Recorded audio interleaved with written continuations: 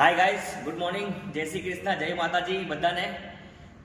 સમયના વિશે એક વાત યાદ આવી છે, શેર કરું છું તમને. મેં વાત કે સમય પર કોઈ દિવસે ભરોસો નહીં કરવાનો, કારણ કે એક સેકન્ડમાં શું થવાનું છે લાઈફમાંથી તમને નથી ખબર ને મને નથી ખબર.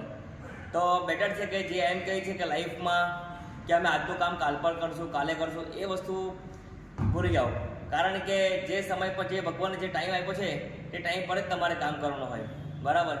હવે કોઈ એમ કહે છે કે અમે કાલે કરું તો નહીં થાય નથી આ વસ્તુ, કારણ કે સમય પર જે વસ્તુ થાય છે સમય પર જ થાય.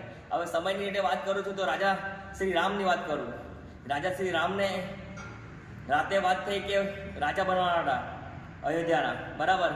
અને સવારે જોયું તો એમને 14 વર્ષનો વનવાસ મળી ગયો. એટલે કહે છે ને કે સમય બદલાતા વાર નહીં લાગે. તો જે સમય પર તમારા પર જે તમારો ચામ હોય ને કે આ ચામ છે કે આ ટાઈમ પર મારે કરવું જ છે, તો તમે એ ટાઈમ પર કરો. હવે એક મોટિવેશન બીજી વાત કરું કે ઘણા કહે છે કે જીમ પર કે જાય આપણે કે કાલે જાય તો એની કાલ નહીં થાય.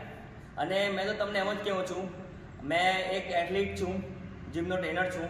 એના હિસાબે કે તમે જીમ પર નહીં આવો તો કોઈ વાંધો નથી, પણ મતલબમાં તમે તમારી બોડીને હેલ્ધી રાખો. ઘરે બી તમે થોડા પુશઅપ મારો કે થોડી બોડી વોર્મ કરો કે તમારું બ્લડનું સર્ક્યુલેશન ફરે. કારણ કે સમય જતાં આપણી બોડી જ આપણે કામ લાગવાની છે, અને આપણી બોડી એ ગોલ્ડ છે કે જેનાથી આપણે કંઈ બી કરી શકીએ. આજે માણસ પૈસા પછાડી ભાગતો છે પણ પોતાના શરીરને જોતો નથી. તો મેં તમને આ જ કહેવા માગું છું કે લાઈફમાં તમે પૈસા તો કમાઈ લેશો, પણ તમારું શરીરનું શું? જે પૈસા તમે અત્યારે જવાનીમાં કમાશો ત્યાં પછી જ્યારે તમે ડોહા થાવો ત્યારે પૈસા તમારે દવામાં વાપરવાના.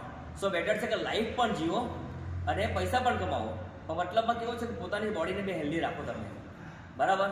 બસ આ જ કહેવું હતું મારે, બીજું કંઈ નહીં. જય શ્રી કૃષ્ણ.